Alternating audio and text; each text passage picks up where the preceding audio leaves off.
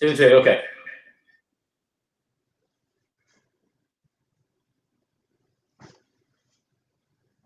Okay. Hello, welcome. Thank you very much for coming to join us. This is my first live, so apologies if anything isn't quite ready or isn't quite up to speed. Today we're all about a cook along with a friend over in Ireland, Steve from Cooking with This Guy. I'll bring him in a wee second. The brief today was Stephen wanted to cook some Hasselback potatoes, and then we talked around there, so we're going to do some sea bass with some Hasselback potatoes and a little bit of pesto. So let's bring in Stephen. Buddy, how are you? Hello. You keeping well? Good, man. Yeah, you? Good, good, good. So this is exciting. This is our first live together. What's your expectations? You've not cooked some of this stuff before. No, look, now granted, right? I've never made a pesto, and I've also never made Hasselback potatoes. Okay. You know, okay. It should be fun. Yeah, it will be good. So the Hasselback potatoes we're going to start with first because they're going to take the longest. They're going to take anywhere between half an hour and sort of 40 minutes roughly, because we're using small baby potatoes. Yeah. If you were using like a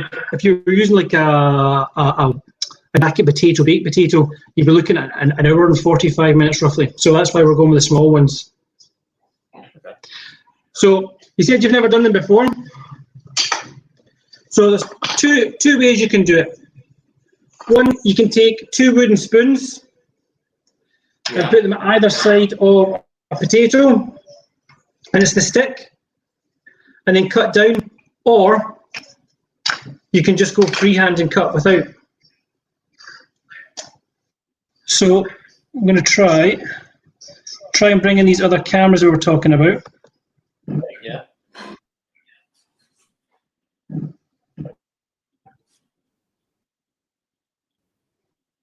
She's very fancy here, aren't we? Give that a second. Right, so another thing I should have said, with the potato, you can see that okay? I'm going to take a little bit off the bottom, about a finger. So can you see this okay? Yeah. So I'm going to take off about that. Gives me a nice straight edge. Oh yeah, one side, okay. Yeah. All right, hang on.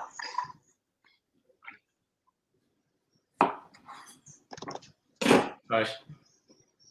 But don't throw away this little bit. Okay. We're going to use that. So do that to all 3 potatoes. So we're going to get everything to the same stage.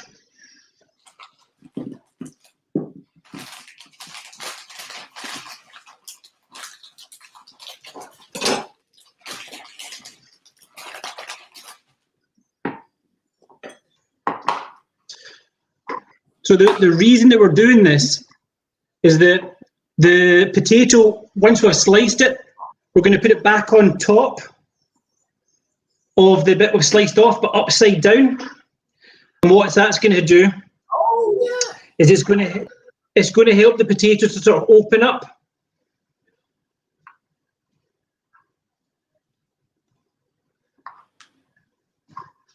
So once you've done that, you can take the wooden spoons if you want to do wooden spoons or a spatula, or you can just do it by hand, and you just want to go down. So if you're doing the wooden spoons, you're just going down until you hit the spoon. I get you, yeah. Okay. I'll be adventurous here, Jamie. I'll go whatever what's doing here. Now, and you cut on the cut side, is it? Yeah. So that's on the board. So the cut side goes in the bottom. That gives you a nice smooth surface to work on, or to keep it steady. Fair enough. So Stephen, what got you into cooking? it's always been something that I've enjoyed doing for years, like, and it's things like, I suppose when I was younger, I actually wanted to be a chef for a long time. Oh, really? Yeah, just like I love it, hence the size of me. I love a bit of food, like, but it was never trust a skinny chef. Yeah, but it's one of these things. I think my parents at the time were like, okay, well, look, you can always do that as like a pastime or a hobby type thing, but like in terms of the hours that you have to put in to kind of, I suppose, be a massive success, it would just you'd never see home, or you never see family, that sort of thing, So I know it's hard. Quite relentless. Yeah, it's tough going. How do you find it? How did I find it? Or how did I get into it? My dad's a fishmonger, so I was always in the kitchens doing with deliveries. Okay. So I always got an interest from there. And then it just...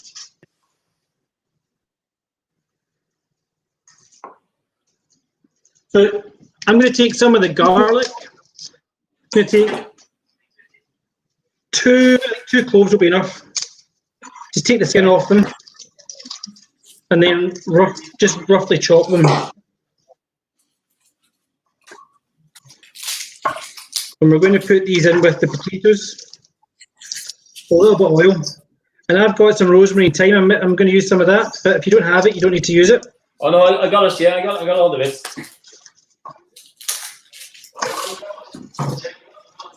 Okay. So am I still cooking potatoes? You're into your cooking. Is that? Well, I've cut all my potatoes. I've only cut 3. No worries. So you love cooking. That's why I take it you started the way you do a lot of cooking at home. Yeah, like I try to. I try and do like at least kind of one recipe every kind of week, and something I do try and do something kind of unique, like and something that I haven't cooked before, and no, it's going grand. It's I do it for the love of, like, I love doing a recipe. What would you say? Yeah.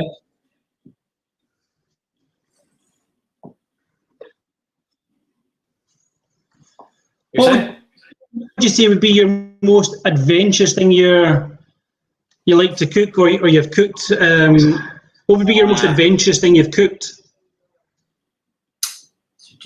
What have I done? I did a video actually on the channel towards the beginning of it when I first opened the YouTube channel. It was like it was what was it again?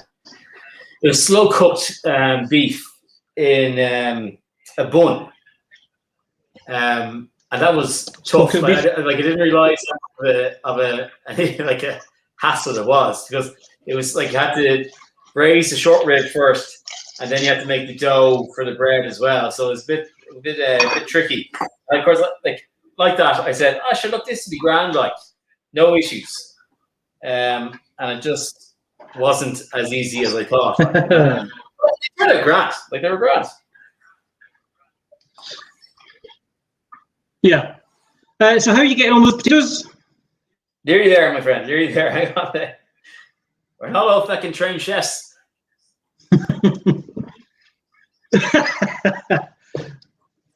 So once you've done that, just roughly chop up the garlic, and then you're just going to get the thyme and the rosemary and just pull it off the stick, the stem. Right. Okay. Hello. Just going to say hello to Andrew, Chef Adventures, Ross, my friend Douglas as well. How are you guys doing? Thanks for joining us. It's crack, guys.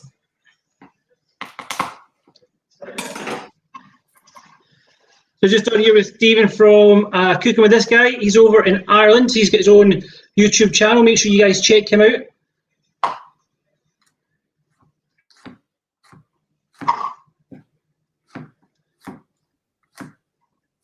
that your last one? No. 2 seconds. 2 seconds. You're doing it freehand, yeah? You're doing it freehand.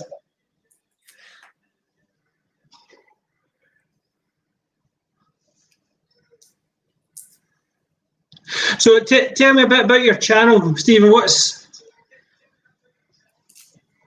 your goals? What videos have you got coming up? Yeah, well, you know something, I don't at the moment. I haven't got anything filmed yet. Well, I'm going to try and hopefully do something now at the weekend, just to get some maybe next week. But it's really, for me, it's like, look, whatever happens and whatever I decide to cook, it could be the morning that I'm filming. I have an idea and I should I'll give it a go, like, you know. But I suppose that the last one I put up was the sticky chicken there in the air fryer, and it was, mate, phenomenal. Like, I didn't realize you get that crispy chicken in the air fryer, and it was slightly more healthy than normal as well. Right? Yeah, I've never used one before myself.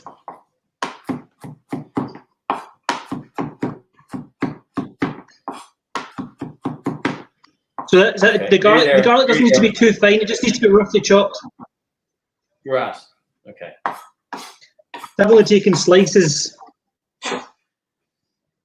Done. Oh, right. Okay, so throw that in and then take the rosemary. Straight off the stem. But throw the stem in with it. All right.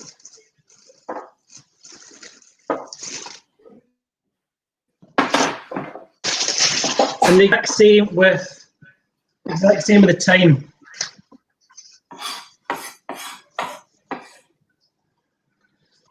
And you can actually, if you rub, you don't need to use a knife, just pull it off with your fingers, but you can rub it with your hands, and that'll break out the oils, and bring out a lot of flavour. This is the rosemary, yeah? The rosemary and the thyme.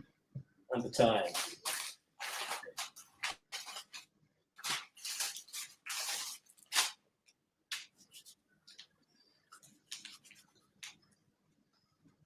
So once you've done that,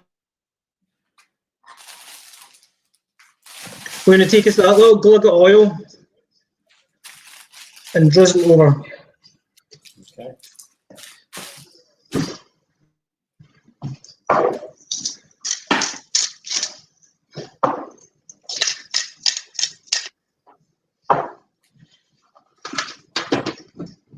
Don't forget your 3 end bits that you cut off. We're going to put them back on.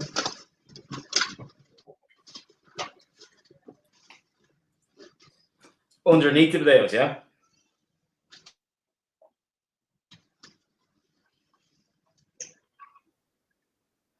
Say that again? Underneath so the bit we cut off, that goes underneath the potato. Yeah, so can you see the camera here? So you've got the bit you cut off, and you're going to put it on top.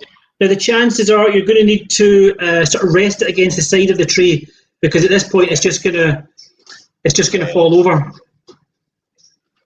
Okay. But it doesn't need to be perfect.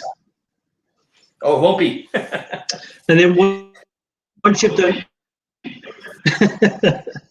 so once you've done that, just get it straight in the oven and get a timer on for 30 minutes. We'll check them after that.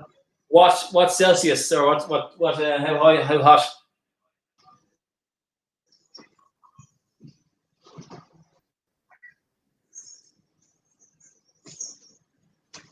Sorry, say that again. How hot is the oven? 180 degrees Celsius. Right.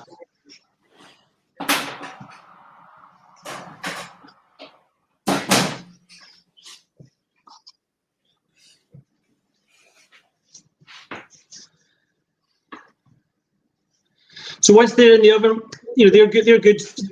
We don't need to touch them the whole time they're in there. Okay. So our next step is we're going to work on our pesto. Oh yeah. So have you got a small frying pan? We do, yes.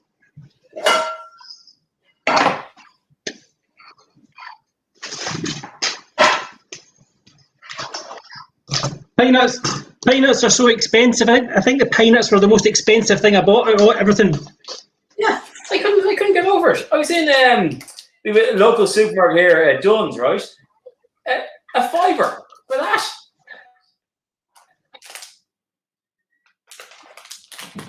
Oh, that's more expensive. I was $3.50. It was more expensive than the sea. Hi, Dutchy Cooking and the Dude. How are you? Thanks for joining us. Just in here with Steve, and you guys know him from. I'm actually on with Mr. Cast Iron on Sunday. Oh, are you? Very good.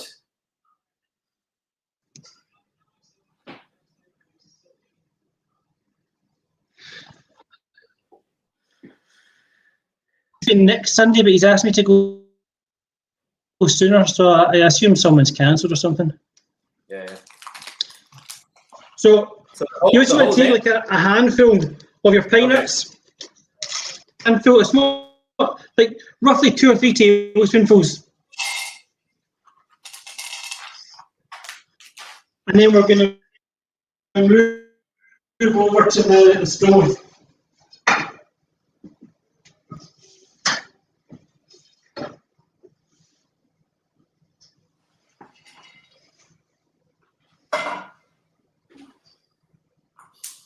Okay, you're just going to turn that on and we're going to toast off the pine nuts. It should only take maybe 2 or 3 minutes, but you need to keep shaking them all the time because they'll burn quite easily. Okay.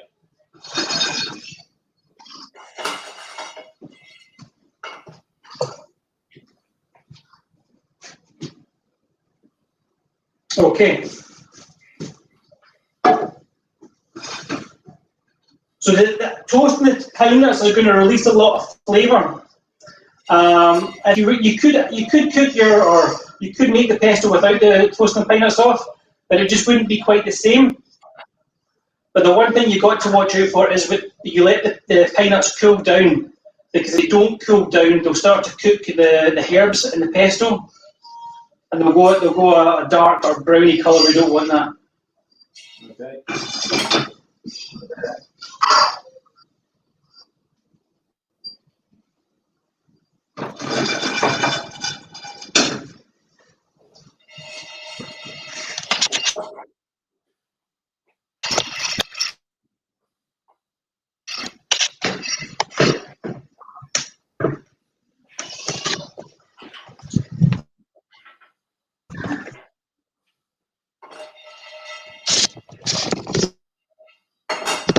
So Stephen, how long have you been on YouTube for? Just over a year, mate. I started back on the 21st of April 2020.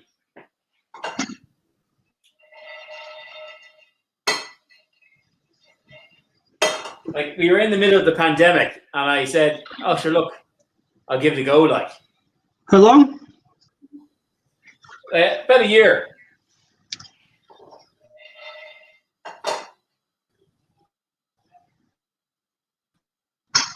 Sorry, when did you 2020? 2020, Jamie. Yeah. It was about 21st of April 2020 when I hopped on. Yeah. I'm the same. I started just watch your the pine nuts. Once they start to colour, they're going to colour really quickly. Oh yeah. The pine nuts, once they start to colour, they're going to colour really quickly. Oh yeah. So once they're starting to look like that, you can just take them straight off. We don't need too much colour on them. All right. We don't need too much colour on them.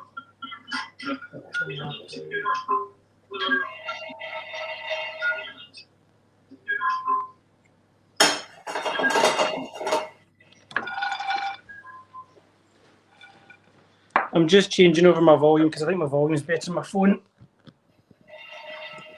Yeah, no, I turn my volume right down on the phone. So I think that might help you. Yeah, right down on the phone. I think that might help you.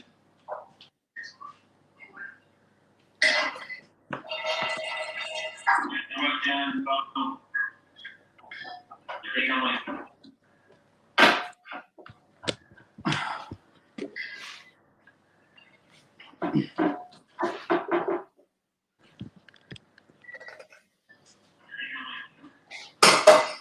So how are they looking? They got a nice colour on them?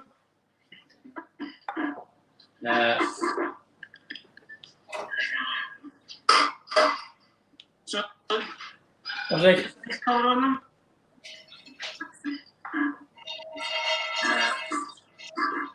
Yeah, a little bit longer for yours.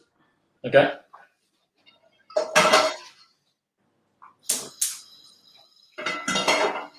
So Stephen, what sort of stuff do you like to cook at home? And also at the same time, that question, is there things that you like to cook that maybe the family don't like, and you have to cook something else that otherwise you'd cook? Yeah, well, I've two small kids, so no matter what I cook, they won't eat it. So it's a case where I give an example. We're doing we have like a family Sunday dinner here. We try and kind of all of us sit down at the table on a Sunday just for family time. And instead they love chicken, but they don't love like anything else. They're very hard to please. So I tried pork, sliced pork in kind of like it was a nutty kind of glaze type thing. I'm sure they hated it. So I had to put on fish fingers and waffles to them. Okay. Just very quickly, Dutchy, we're doing today. We're cooking sea bass. So we're going to pan fry the sea bass. We're also making some basil pesto with a little bit of rocket. We're making Hasselback potatoes. The Hasselback potatoes are already in the oven. We're now working on the pesto. We're letting the pine nuts cool down. So I think while they cool down, we'll start working on the sea bass. So if you get, once those pine nuts are ready, put them to the side and just let them start to cool down on their own. Will I put them into a thing? They'd be better. They'd cool down faster on a plate. Into that?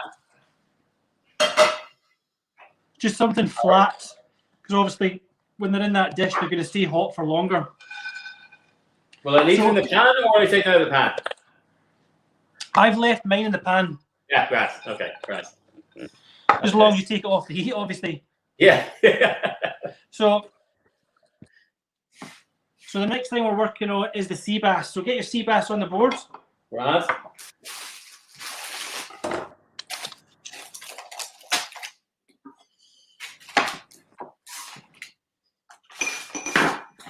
So have you cooked sea bass before?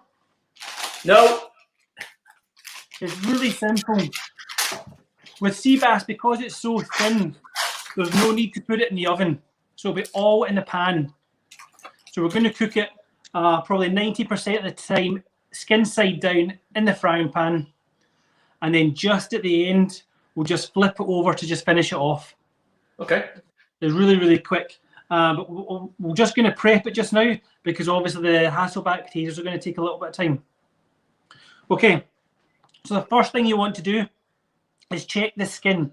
You want to make sure that there's no scales.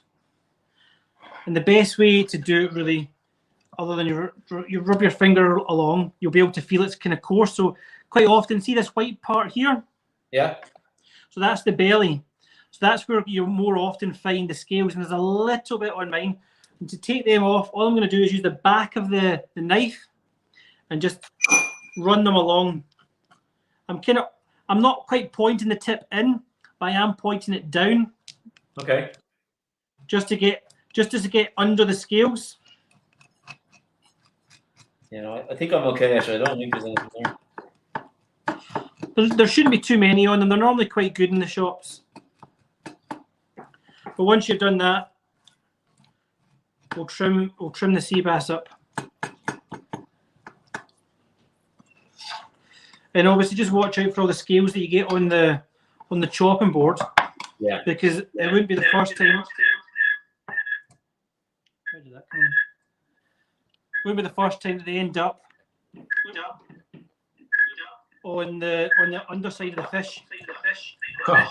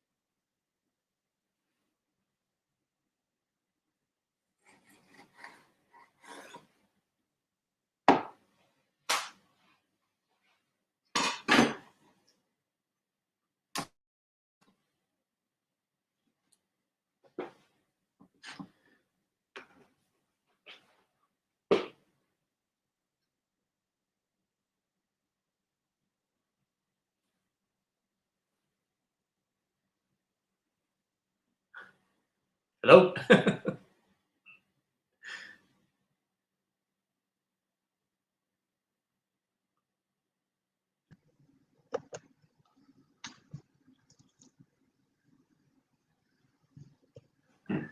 Can you hear me now? Can you hear me now?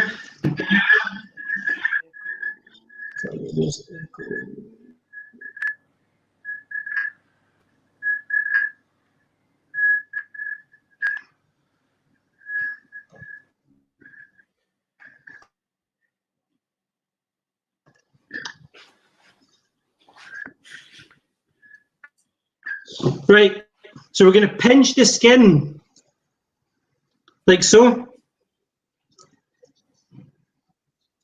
Manny.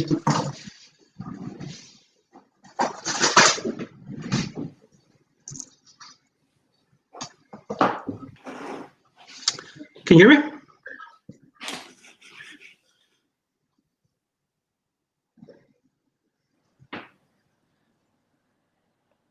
How about now? Can you hear me now?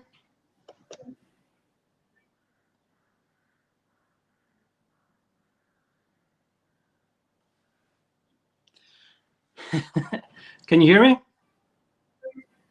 It's Can you hear me? Yeah, I can hear you now. Right, so what you want to do is pinch the bass, and that's going to bring the flesh up. Yeah. Okay. And then we're going to slice it. I know I'm using the wrong type of knife, but I just tried to use my other knife and it was really blunt. So I'm just going to cut a couple of slits. Now I'm not going all the way to the end. I'm just getting in the middle. Okay. And the reason we're doing this is it's going to help to cook and help to get flavor into the meat. So you're just pinching along, score. You're going to go roughly every finger width.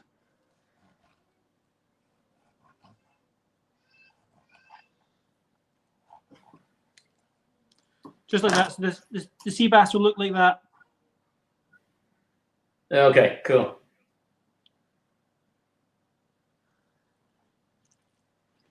And you're going to do that to both of them.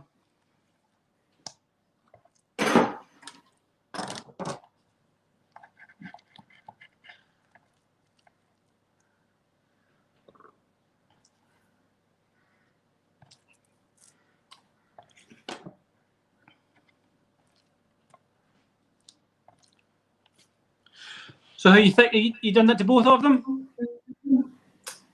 Sorry, I can't hear you there. Have you done that to both? Yes. Right. So that's our fish prepped. And now, how's your pine nuts? Are they good? They cool? They don't need to be cold. We don't want them to be hot. Yeah, they're good. Yeah, yeah. I'm just going to give my hands a quick wash because we've just been touching fish.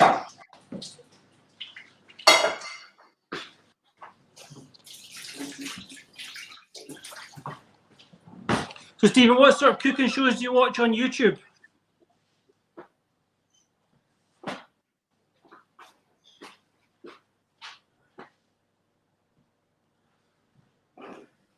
Jamie, I think your face shot is the mic is mute.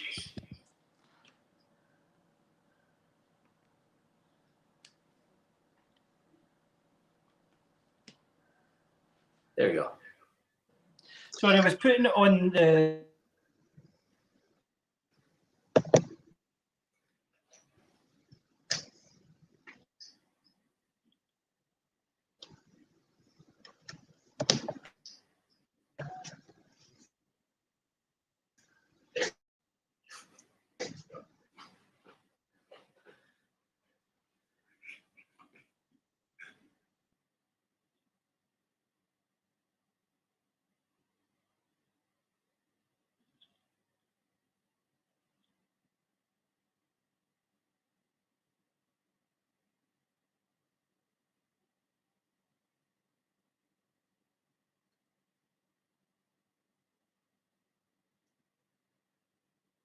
Cheers, Mr. Cast Iron. I saw that you're very good. Make sure you thumbs up the video, like and subscribe.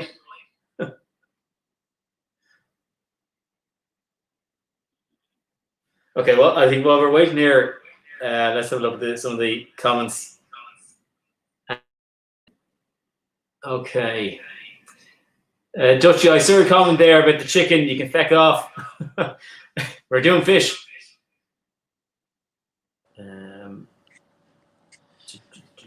Right, I've just removed my laptop. Is that better? I think so, yeah. I think that might be the better way to go. Okay. Right. So we'll just give the board a little flip over, put the sea bass to the side. Okay. And you got your blender handy for the pesto.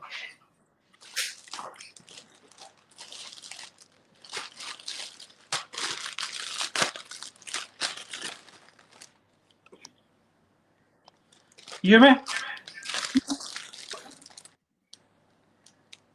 Pesto. Pesto, yes. Right, let's go. Right. So we don't want to put the leaves in without giving. We want to give them a little bit of a cut first. The pine nuts. If we put them in without cutting them, we could clog up the blade. So we're just going to give them a rough chop. Okay.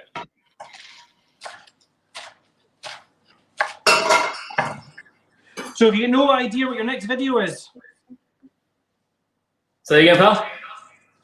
No idea what your next video is? No, not a clue, my friend. I think it's something maybe tomorrow, and I might film it on Sunday. I've got one that I've been editing for days because I put it on the back burner because I was doing that vlog, which took forever. There's a little burger recipe that will be up soon, hopefully. Oh, nice. What kind of burger? It's a pork with some barbecue sauce and some slaw. It's meant to be a short, but I just keep editing them till they're like 3 minutes long. I can't. It's a bit of a nightmare. I'm just looking at the comments here, and Dutchy's saying here that we shouldn't cut the nuts. Shouldn't cut them. Shouldn't cut them. We're going to give them a little blitz. We're not going to blitz them into like a completely fine. We'll probably blitz the herbs a little bit. Then we'll add in the pine nuts Right. Okay. Good. and give them a little blitz So after that. Put those then into the dish, yeah. Straight into the blitzer. And have you got your oil handy? Yeah, I will do. Yeah. You want to put in 2 or 3 cloves of garlic.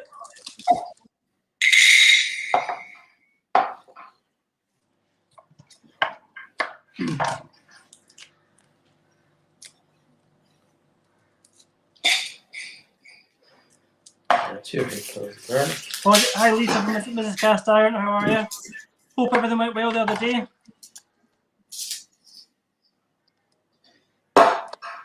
That sound is gone again, buddy. I think. I was just saying hello to Mrs. Cast Iron. Ah, very good. How are you? Hope the hospital appointment went well.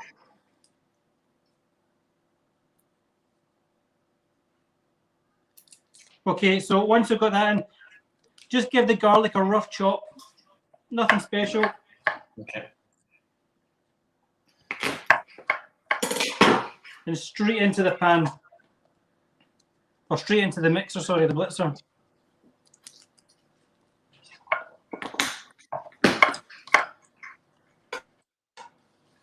This is going to take. I just saw Dutchie's comment there. It's like watching MasterChef.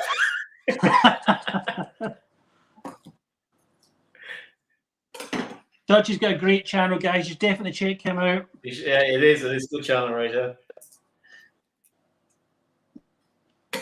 I loved Dutchie made tacos the other day. They looked amazing. He was going to do some sort of world curry thing. That's right. I saw some of that. Yeah, it was really good. He's doing it all from scratch. Yeah. I think I've only made a curry from scratch myself, only a handful of times. We've got. It'd be very kind of labor intensive, isn't it? Yeah, but the flavor you get from them, you know, it's just second to none. From a homemade curry to this packet rubbish that you get in the shops. You just can't. Right, you can't beat. Basil, yeah. Yeah, so you're just chopping off the leaves. Get rid of the. We don't need the stems. Okay. And then just cut through them once.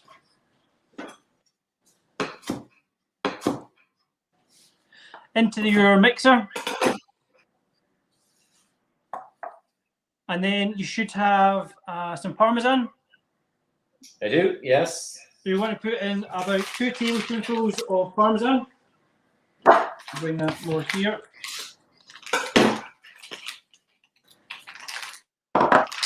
Garlic. How much of the Parmesan, buddy? I just put in like 2 big pinches, like 2 tablespoonfuls almost. That should be fine. And then we'll get our oil. So we need a good glug. This is going to take most of this oil. Well, mine is you got a smaller tub by the looks of it, but Yeah. and then once we've done that, give it a blitz up, and it probably will need a little bit more oil, but we'll be able to tell once we've blitzed it a little. Here comes the noise.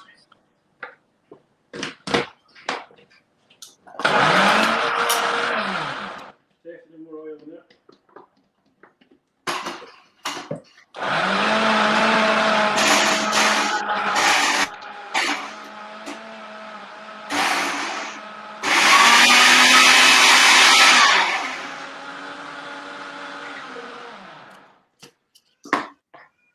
I'm going to give this a mix.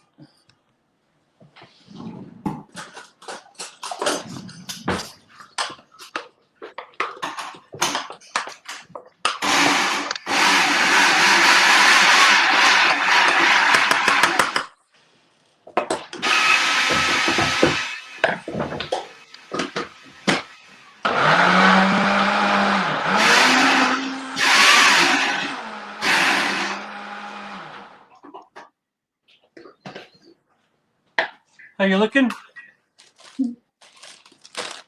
Yeah. Now I bought some. Well, hang on. No, I'm not. I put a handful of rocket in mine as well. Yeah.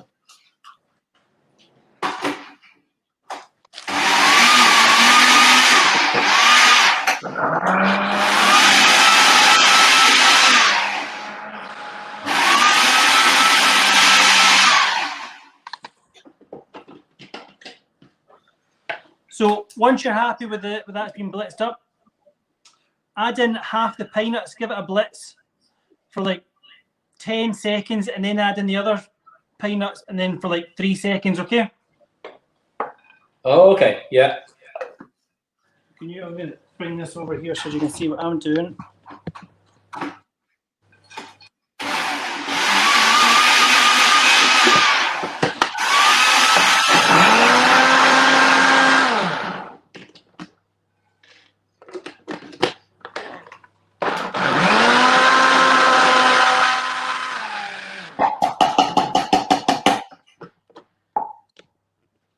And then the last thing we want to do, Stephen, is just give it a little taste and check for seasoning. Okay.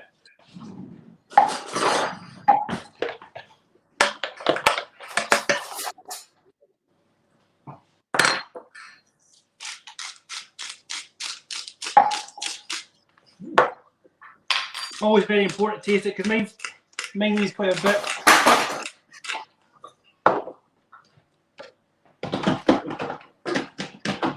So, Stephen, how has coronavirus affected you and your work? Sorry, what do you got? How has the pandemic affected you and your work? Yeah, so I suppose we're very lucky in ways. I've been working pretty much the whole way through. Last March, when it all kind of kicked off, my wife is a frontline worker. To be fair, my work actually paid me to stay home and mind the kids, which is fantastic. That's great, yeah. Yeah, no, I was really lucky, very lucky. But I've been back since, I suppose, late June, and I've worked from then to now. And it hasn't massively affected us, really. Like, we've obviously got reduced capacity to do everything. But it's okay, you know. But you didn't really need furlough then, they just gave you the time off. Sorry, can I say again? You didn't get furloughed then, you were just getting paid. No, I was one of the very lucky ones. I didn't know. That's awesome. There's so many people in hospitality that they lost their jobs. I don't know how it affected different countries, but certainly over here, like most places, if they didn't sack all of their staff, they sacked, like 95% of them, which was just obviously horrible for so many people, because obviously so many of my friends are in hospitality, and they obviously lost their jobs. And then with the way things are, there's actually a shortage now, certainly in this country, a chef shortage. Yeah. So a lot of chefs and probably front of house workers have decided they're not going to go back into kitchens anymore. They've had a taste of freedom, and now they're working in maybe a shop or an office, and they're making the same money for the same hours or less hours, sorry, but more sociable hours. And now places are just struggling to get chefs in.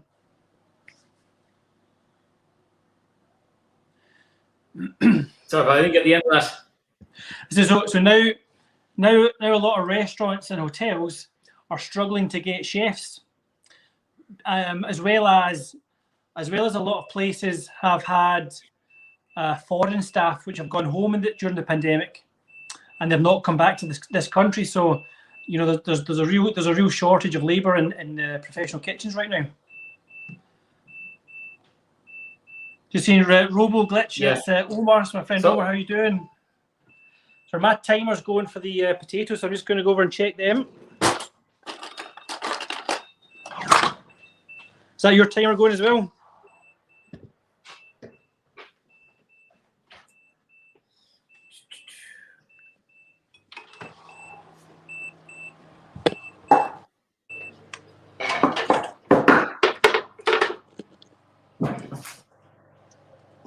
So with the Hasselback potatoes, we're looking them to be soft all the way through.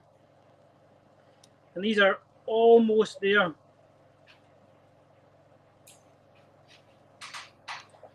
Another 2 or 3 minutes for me, and I'm good to go. What about yourself? Have you checked yours?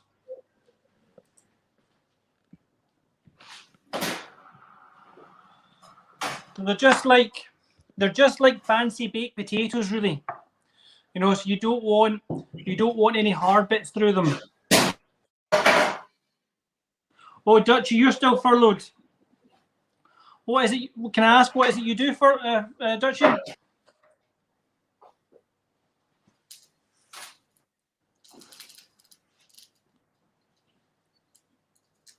Hey, there's Karen in the kitchen with Karen. How are you?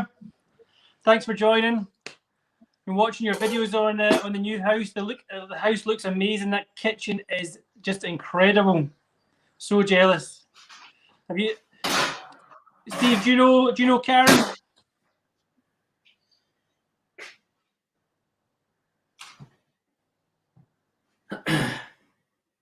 Stephen, yeah, my videos need a bit longer, buddy.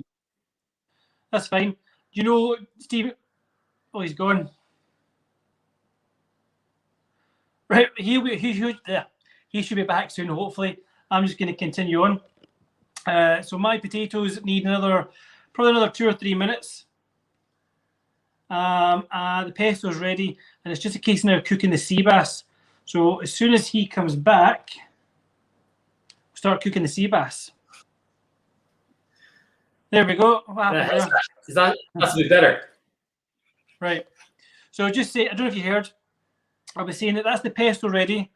The Hasselback potatoes, they only need, for me anyway, they only need another 2-3 minutes. How do yours feel? Mine were still a little bit, they weren't tender yet. So I think it'll need a bit, maybe 3 or 4 more minutes, I'd say. That's absolutely fine. What we'll do is we'll let them cook for a little bit longer. I think I might turn my oven off and let the residual cooking just sort of finish them off. And then we'll just chat for a little bit while yours are cooking, and then we'll start cooking the sea bass. Grand, yeah. Yeah, perfect. So to just say hello to a few people in the chat here. You've probably done this already, Jane, but Louise O'Reilly, that's actually my sister. Hey, sis, how are you? How are you? Hey, Karen, how are you? Good to see you. Just seeing that Karen's new house looks amazing. Thanks a million for all tuning in, lads. I really appreciate it. It is our first live, and it has a few technical issues, but we'll sort them out. That was fully expected. You know, you can't do these things and not have some technical difficulties. Fully expecting that. Yeah. Nice to see you, Lisa. How are you? Lisa, yeah. Lisa, I think most of the people in here, well, maybe not most, but there's a few of my friends, but a lot of them I found on Mr. Cast Iron's channel. Yeah.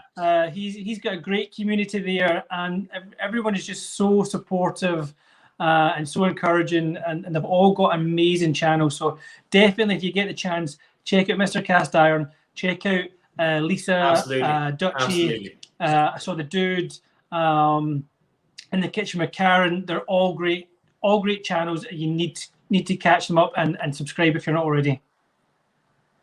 Yeah, no, they're great. They're great people as well. Actually, the two of them, they're a fantastic couple. Like when I was on it for the interview, it's really just a very chilled out, bit of a laugh, and it's really enjoyable. Yeah, I think it would have been around maybe 11 o'clock, 12 o'clock for me here in Ireland, but I didn't care. Yeah, same, it was great. Same. It's great to catch up, and it's such a great community that we're a part of. We're all doing this, I suppose, as everybody has their own reasons for doing YouTube. You know, I think for me, it certainly would be fantastic if you got maybe a small bit of income out of it. But like, if it doesn't happen, it doesn't happen. I'm still very happy to put up a recipe every now and again, and be part of this kind of thing. You know, it's great. Yeah, it's good fun. It's good fun, and meeting the people from all around the world that you wouldn't normally meet. It's just something you won't get anywhere else, really. Yeah, true. And like, you know, you look at other kind of platforms. You look at like the likes of Instagram and like TikTok and others. There can be, you know, I've never had. I'm always open for kind of constructive criticism, right? No issue with that at all. But like I have 1 or 2 recipes on TikTok, and my God, I think I told you already, Jamie, but Jesus, they were shocking in terms of what they were saying. You wouldn't get any of that on YouTube unless it was kind of warranted, like, you know. Yeah, it's very much, TikTok is very much a different beast. Very much. If I could get the views on YouTube that I have had on TikTok, I'd be laughing. I had one video. Yeah. I had one video where I was like, it's just insane. How many? I think it was about 500,000. In fact, it was just over 500,000. 500,000. Nicely done. Yeah, but that's another story. That's another story. Oh yeah, that's the one. Yeah, okay. I had to take it off.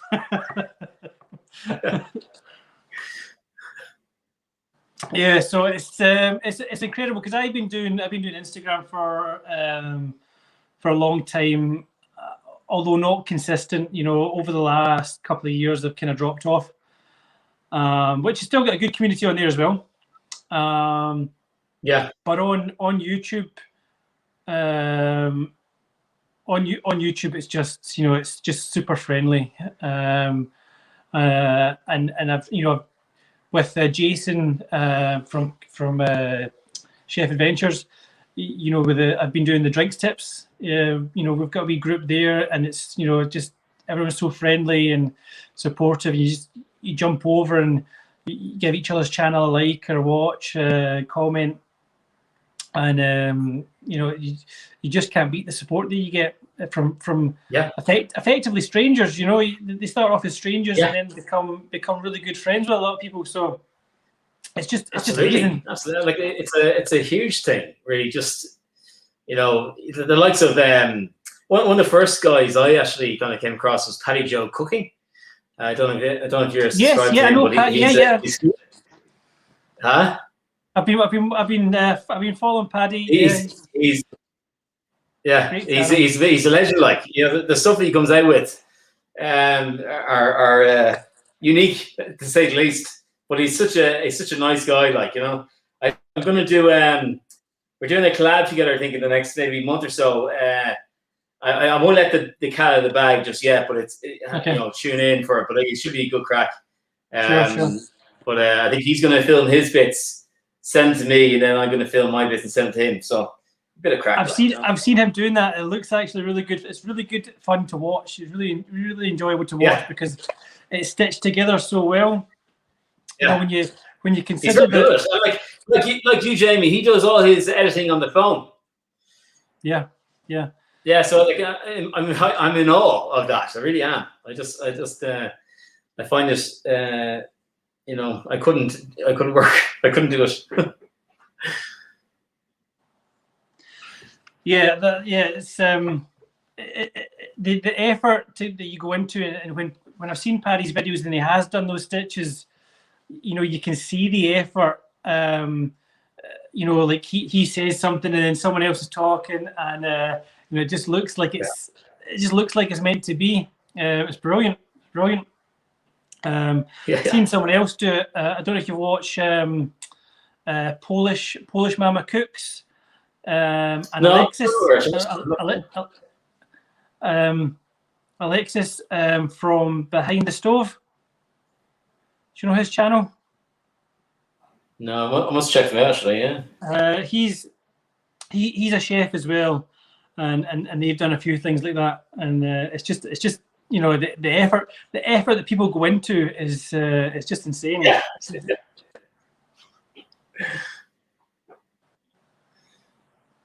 So I'm just looking at some of the comments. So you see, like everybody's saying in the comments that they're gonna check out other people's channels. Great. That's the whole point of this, isn't it? Yeah. So are you checking those potatoes? How are they looking? Yeah, I'm gonna check now, buddy. Yeah.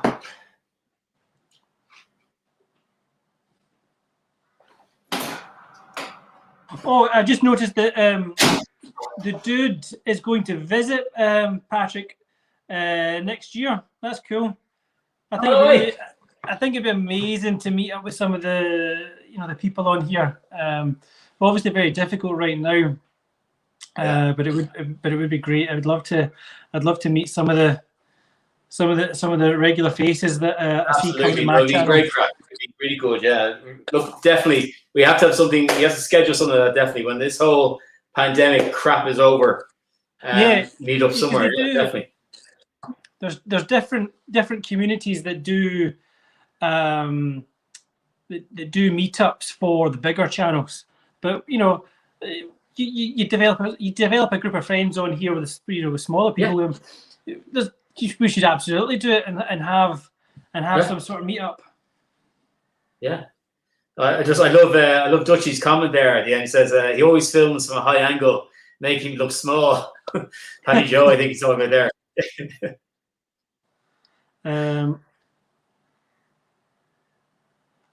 Douglas, yeah, Douglas made my raspberry frangipane tart and my burgers, and they look great. And he posted pictures of them. And whenever you make something and put it on YouTube, and someone posts pictures of they've recreated what you've done, it's always such a buzz. Just like it's like, yes, that's like amazing. It's like, thank you so much. They've obviously watched the video, then they've gone back and checked out the comments, and then they've made it, and then hopefully they've enjoyed it, which Douglas did. He loved the tart, and he loved the burgers, which is always a plus. When you're putting stuff out, you want it to be right, because a lot of times people will copy your recipes and give them a go. So they need to be right. Yeah, I think it's a case where if it's like, obviously you can't put a copyright on a recipe, so I think everybody has their own interpretation of it. You might get inspiration from other platforms or other things you see online, but I think that's the best thing about cooking in the first place. I think it's all about kind of putting your unique kind of twist on it, and like sometimes it doesn't work out. Sometimes it's horrendous. I've had plenty of those. It's like I put up a video here. I think around Christmas time on honeycomb. I thought honeycomb was incredibly simple to make. It's not. It's quite difficult. And it was crap. I watched that video, and your honeycomb, it looked great. You would never have known that you didn't like the taste of it until you said, "I don't like the taste of this." So you could quite easily have pretended, "Oh, this is this is so good," but you're honest and you said, "No, I don't like this at all."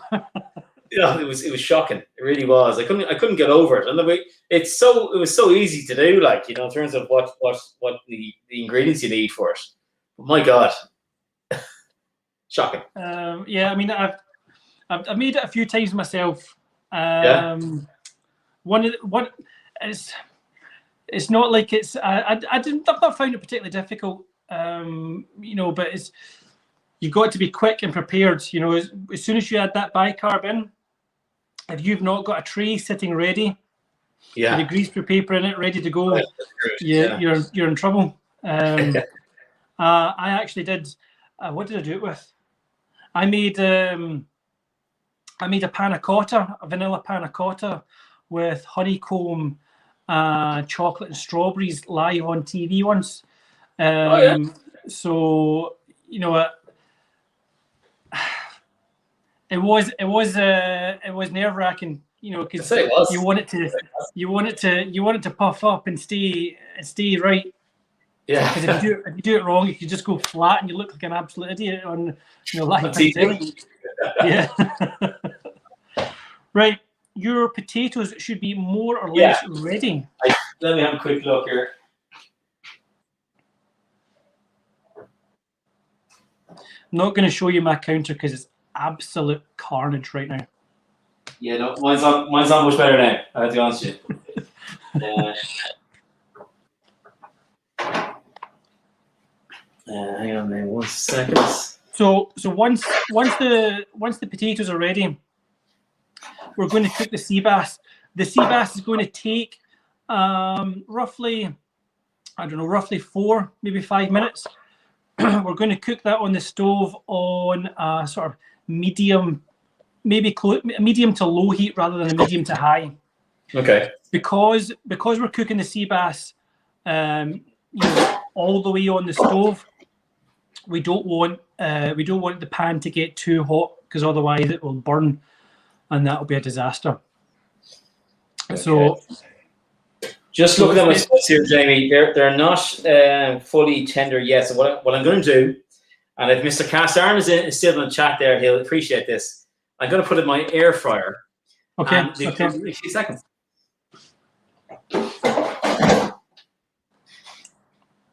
Right, Grant. Mr. Cast Iron saying, Steve, I cooked a dish once and my wife liked it.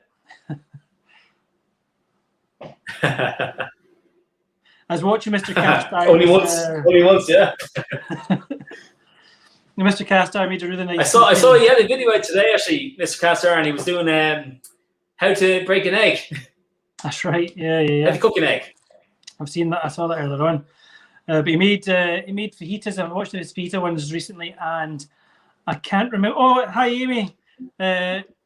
Amy was. I did a course. I don't know if you've seen it in my vlog. I had a course. I was at work. I had to carry my laptop back and forth while working.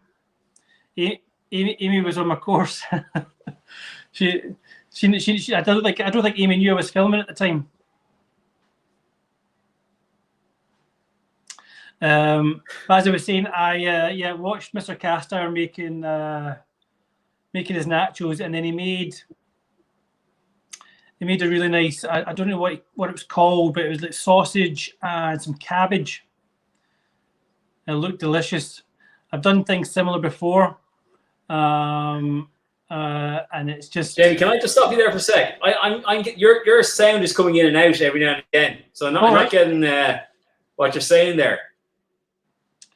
Is anybody else having that issue, or is it just me? I may be talking too fast. I'm quite guilty for talking too fast.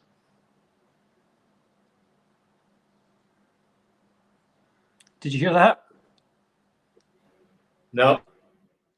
I said I talk too fast sometimes.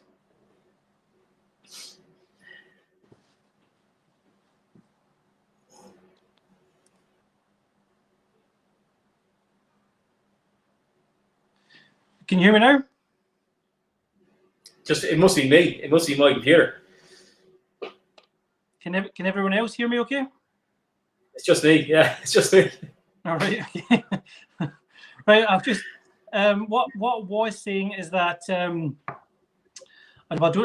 said that Amy was on my course when I was doing my online course. You maybe saw me with the laptop while I was like doing breakfast at work. At the same time as doing my course on Zoom. And then I was talking about I'd watched Mr. Cast Iron. He made a really nice dish with some braised cabbage and some sausage. I think you're breaking up.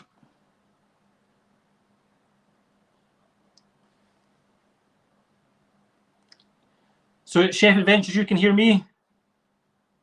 I'm going to try very trick.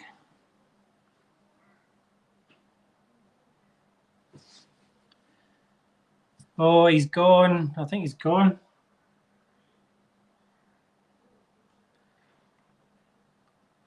While he's away, I'll look at some of the comments. If anyone's got any questions, feel free, throw them in. I'll be happy to answer them while we're sorting out this technical difficulties. You back? You ready? You hear me? Stephen? Don't have there. You good? Are you good? How are the potatoes in the air fryer?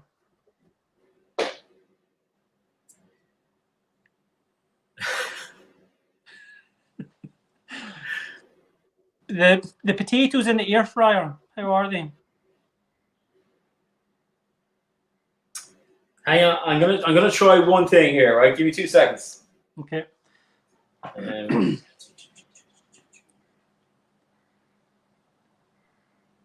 Yeah, so it seemed. Oh wait, what was that?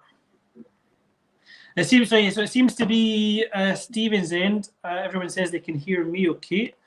So we'll just have a look at the comments. I think, did someone just ask? Jamie, you do an on moved. Sorry, Andrew's comment just jumped away. I think you're asking, do I do an online course? No, I don't. I was taking part in an online course. The Scottish government had put on it was like a management course for hospitality. So there was only 2,000 people taking part. Yeah. There was only 2,000 people taking part, and myself and Amy and a few others were amongst the lucky ones to take part in this course. It was basically just a professional trainer, a company. What were they called? I can't remember what they're called. But we had a platform called GiraffePad. So we got all our information on the GiraffePad, which was, effectively like a private social sort of social network type thing where we could download all the information, learn about different management styles, disciplinary procedures, things like that. And we'd also, which I never knew you could do, the Zoom class would have like 20 people, and they would have breakout groups. So you would break into like 3 or 4 groups or 3 or 4 other people, and then you'd have to discuss things that are affecting your work, depending on the course. It was really amazing, and the people on it were super friendly. The woman that was teaching us was from Zurich. Oh no, in fact, that's a lie. She was from Germany, but she was teaching from Zurich. So that was really cool. Oh, mute all the YouTube tabs. Stop the feedback. You're not getting any feedback from me. I think is that just from Stephen? I think he's ready to come back. I think.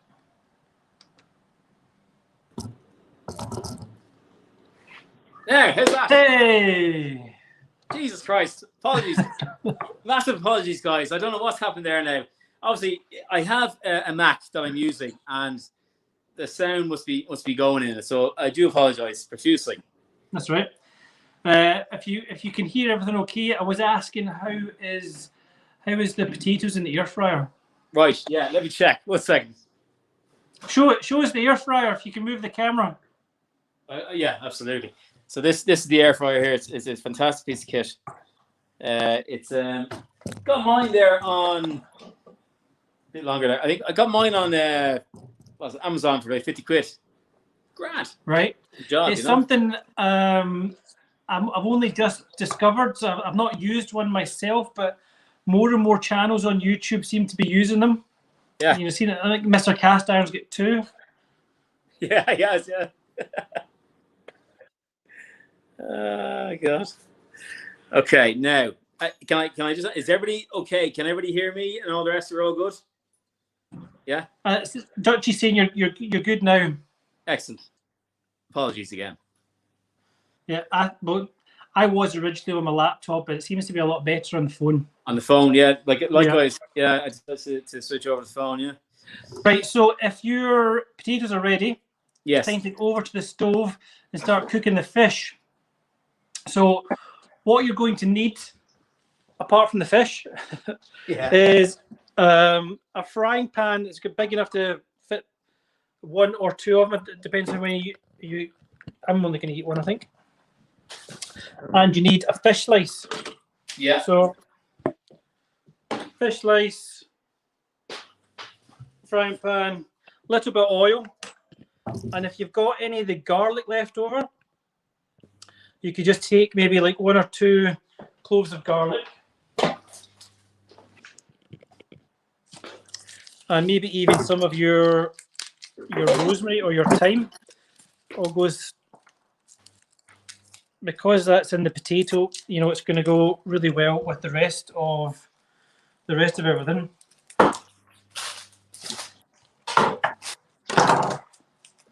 So those potatoes, there should be a nice smell in the kitchen from those potatoes. Tell you, mate, it's lovely, absolutely lovely here. Yeah, you said it. Yeah, the rosemary, thyme, and garlic really is a combination that it just goes so well together, and it can be done with so many other things. You know, whether it's chicken, beef, pork, any other veggies. It just you know it works so well. It's so versatile. So I'm just gonna roughly, I'll show you what I've done there. Just a rough chop of the garlic. Oh yeah, grass. We're not going to put the garlic in too soon because the garlic will burn. All right. So I said to you earlier on that we want to get the stove on a medium to low heat. So for a medium to low heat, imagine the stove is on full. You then turn it down to half and then a little bit again. Okay, and then what we'll do is we're going to allow the pan to warm up. We don't want to just throw the fish in when it's not quite hot enough.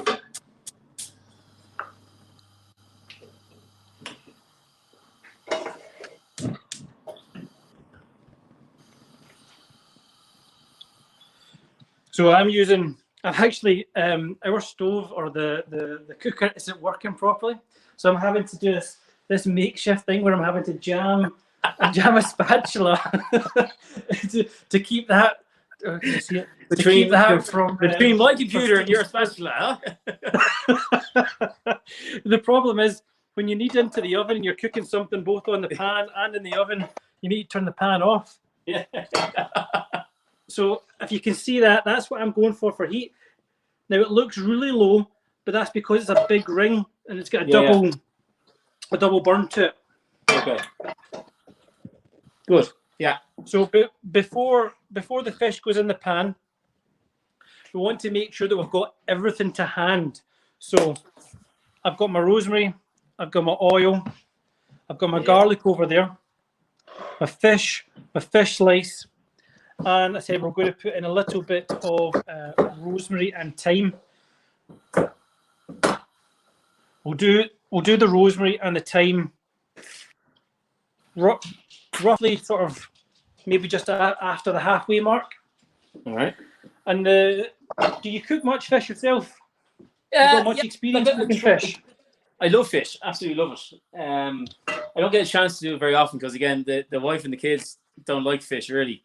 But yeah, every now and again, actually, there's a place that near my work. They have a fantastic fishmonger section, and some of the fish in there looks absolutely stunning. Like, you know, I'm definitely gonna have to try some in the near future. But yeah, no, I want to start cooking more fish. It's obviously it's healthier as well, like than full on. Of course, yeah. Steaks and all the rest, you know. One of the good things, fish is one thing that I really enjoy cooking. But when you cook the fish, because you're cooking in the pan, you can actually watch it cook, and that sounds obvious, but not obvious at the same time. But what I mean by that is, when it's in the pan, you'll see it starting to change color up the side and working its way up.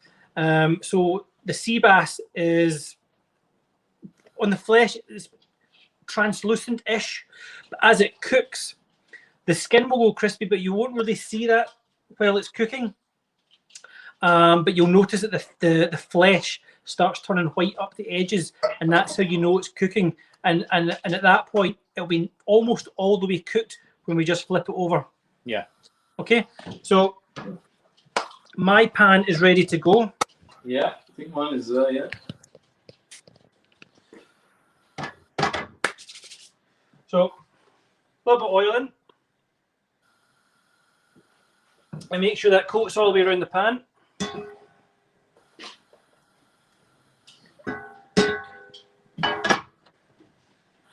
And then don't forget, but just before you do actually, make sure you season your skin side. A little bit of salt.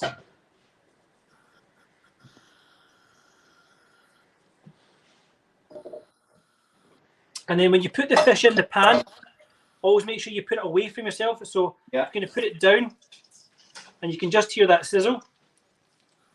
You put them both in, and you'll notice that the fish, don't know if you can see it there. It'll curl up, it's curling up here. It starts to curl. So that's one of the other things that the scoring the fish does, is it reduces, it would curl up a lot more if you hadn't done that. So the next important thing to do is just give it a press all over to push the skin into the pan.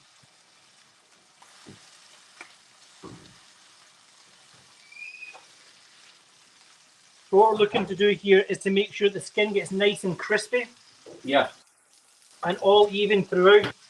But we don't want to move the fish around. Just leave it where it is.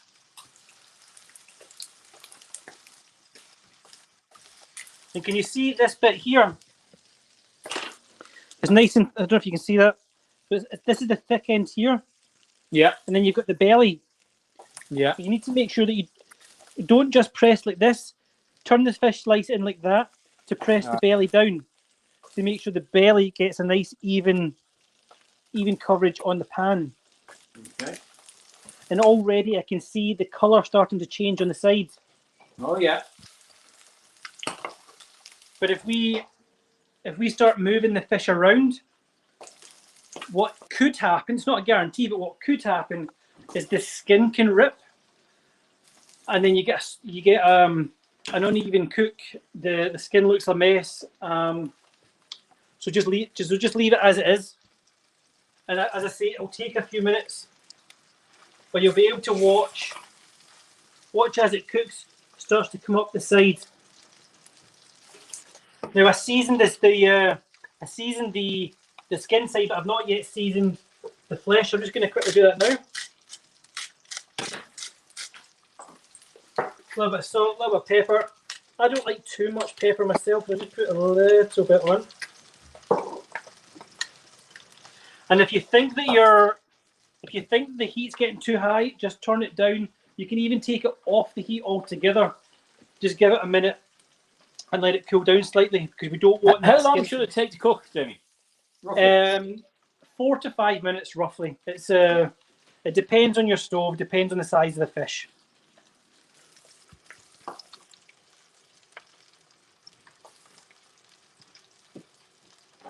So I can't, because I'm over. Can you see the comments? I can't see them from over here. Can I see the comments? Yeah, hang on.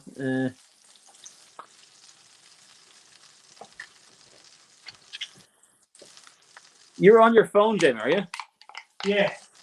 So am I. Can you see the comments on the video as well? Can you? I've grabbed my laptop, so I'm just going to look at it. Oh, I get you. Okay, very good. Okay. Dutchy says he does crushed potatoes with rosemary and garlic. Ooh, That's a great sort of combination.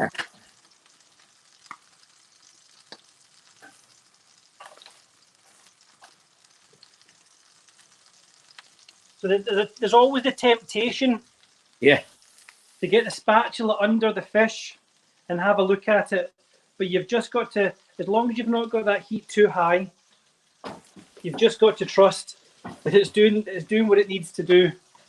Because if you get the fish slice under there and you accidentally catch the skin, yeah, you're gonna rip it. Yeah, you could catch the edge of the skin, or you could catch one of the bits where you've sliced, and then the skin could rip. You could push it to the side. So we just have to trust it. Let the fish do its thing, and just every so often, like I said, just give it a press down. yeah. So you can see the belly. The belly's belly's pretty much cooked, and it's just this top bit we're waiting on now. Yeah, likewise, yeah. Cool. So I think at this point we're going to add in our garlic and our rosemary in time. All right. Just sort of scatter it around. The oil in the pan is what's going to sort of move the flavours around. And then they might start popping a little bit. That's just because obviously they're fresh herbs, there's a little bit of water in them. It looks phenomenal.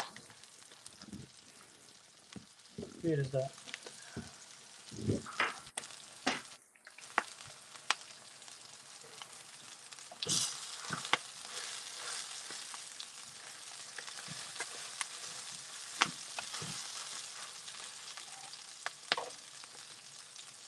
So you may be able to see that I don't know if we can see that okay. The skin, you can just see that it's starting to go golden at the bottom there. Oh yeah, very good. That means we're so close. What I might do is throw in a little spoonful of butter and just start basting it. Oh, lovely, yeah.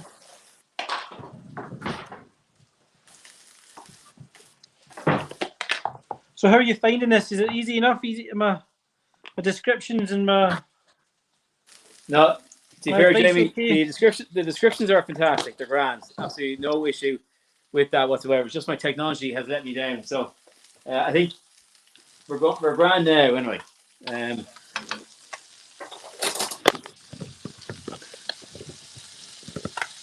Just try to get the best angle.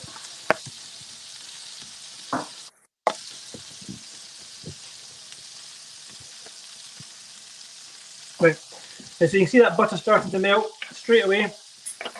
I'll bring all the herbs down to the bottom. And I'll just start bringing the butter up and basting over the top. And just obviously be careful because the herbs are starting to spit.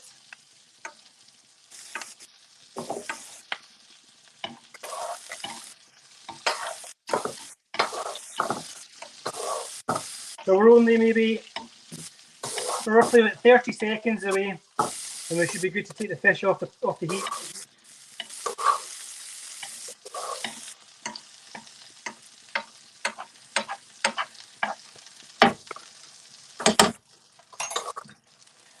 So I think I might flip mine over now. No. I'll bring Best the of luck. camera in this way so you can see it better.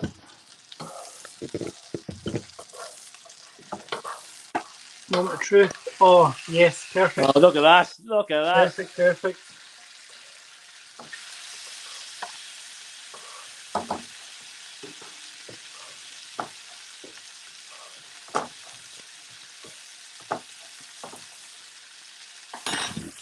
So now that I've turned that over, I'm just going to take it straight off the heat All right.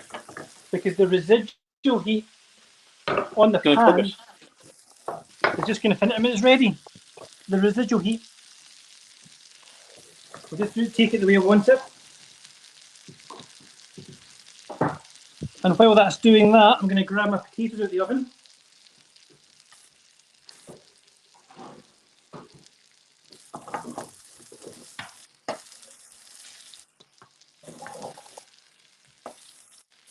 Okay.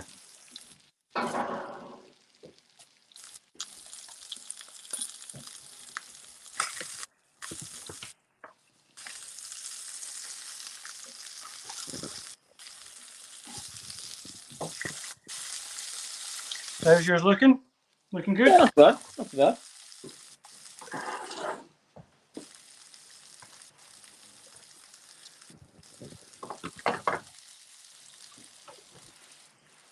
So, Stephen, that's looking like a good first attempt to me.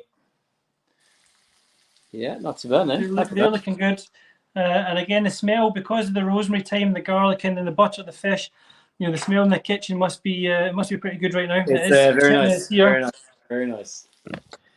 So now it's really just a case of plating up. So I'm going to grab my plates.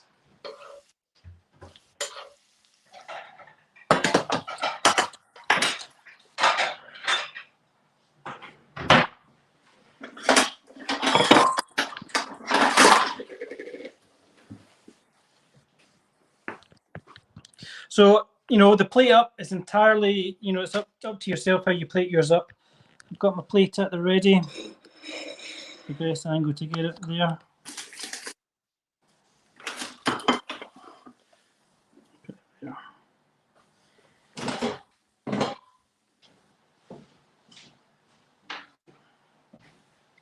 There you do. Pesto down first, I think.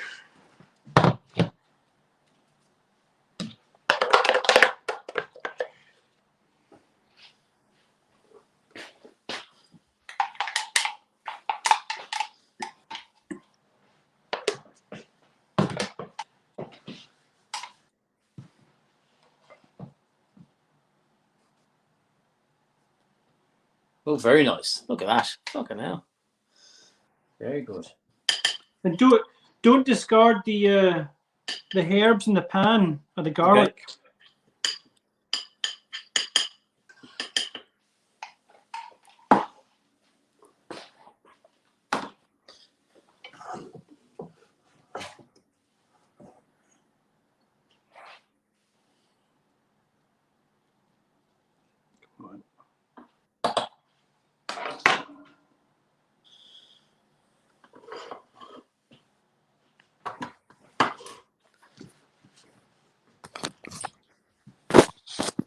So there we are. You see that? Trying to get the best angle.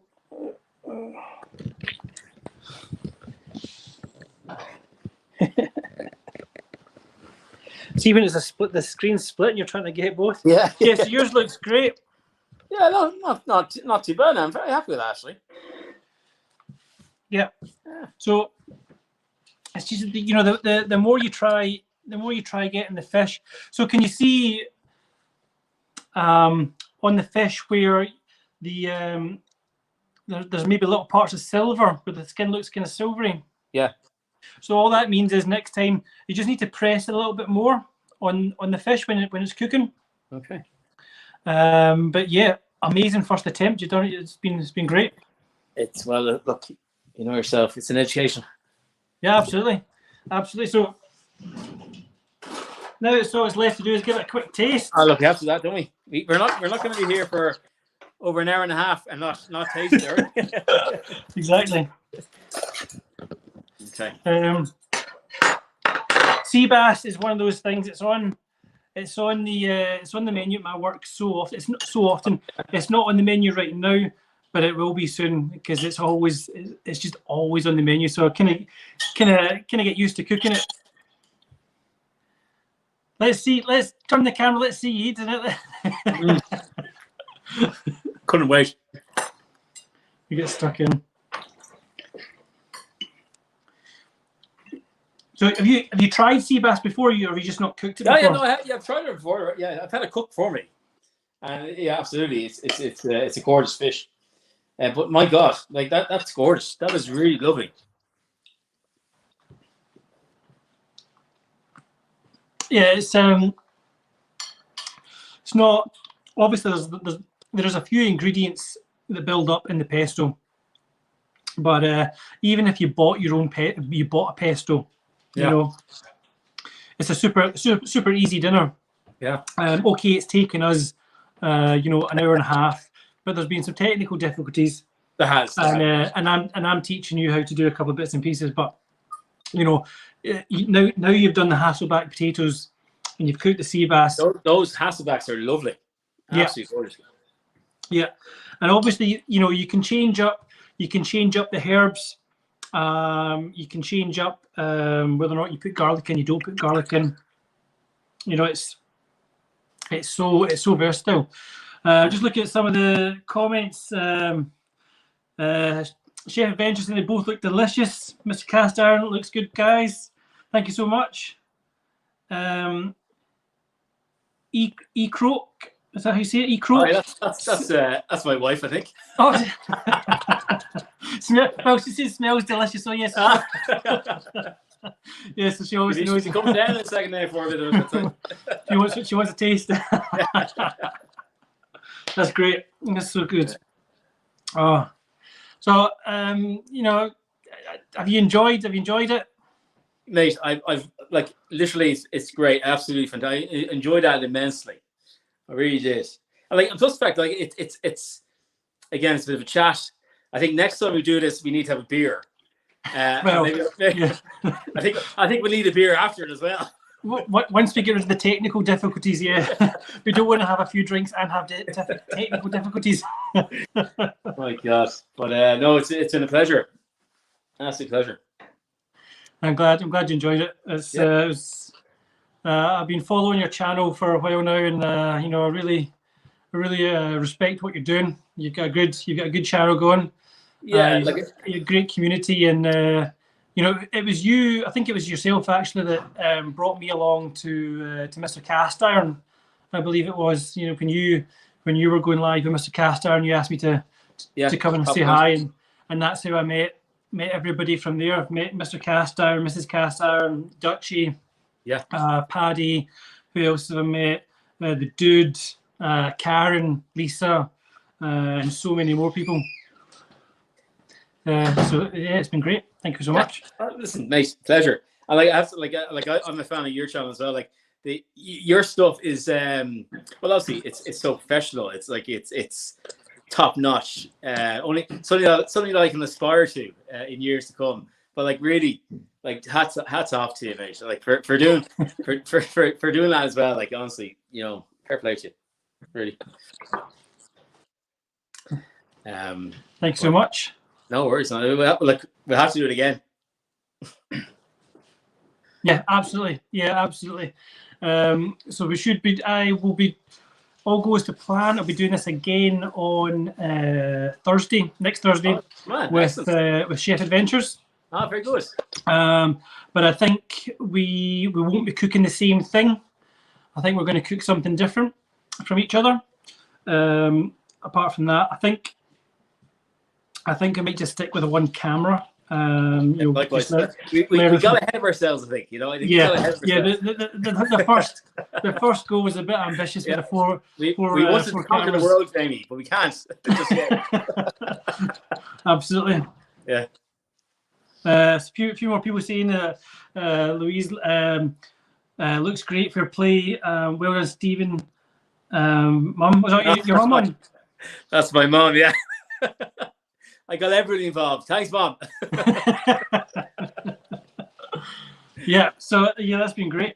So unless there's any more questions in the chat, I think we'll be ready to call it. One camera, Chef Adventure saying one camera. Yeah, agree. Agree. Yeah. It's too much. If you can just move, the camera, that's gonna have to get another gimbal or something so I can move around it easier. Yeah. I think on my phone's the way forward. I've got my laptop, but my laptop is muted, so I can see the comments on the laptop. But yeah, I think I'll just stick with the filming itself on the phone. Yeah, no, the Mac didn't. Yeah, Chef Adventures like me too. Not happy. Right. Well, thank you so much for joining. Thank you everybody else for coming along and taking part in the comments. It's been really appreciated. This was the first time trying this out. I wasn't sure how it was going to go. It's lasted a little bit longer than I originally anticipated, but that's just the nature of the beast. So thank you so much. Pleasure, buddy. Please check out Stephen's channel, Cooking with This Guy. He's got some great recipes, and he'll have lots more to come, as will I very shortly. So thank you very much, and I'll see you all soon. See you, pal. See ya. Best of luck. So that's it ended.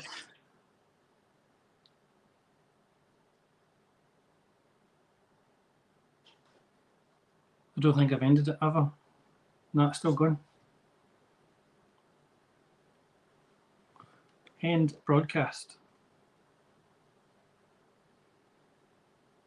It's not ending.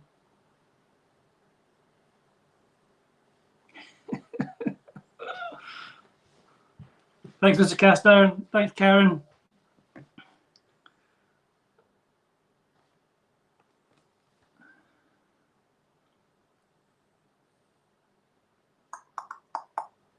Still going. Why are we still going? I've pushed end broadcast so many times.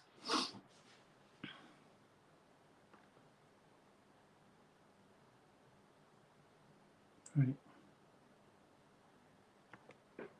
Try that way. Oh, because that's still connected. That's why I've not left it from this.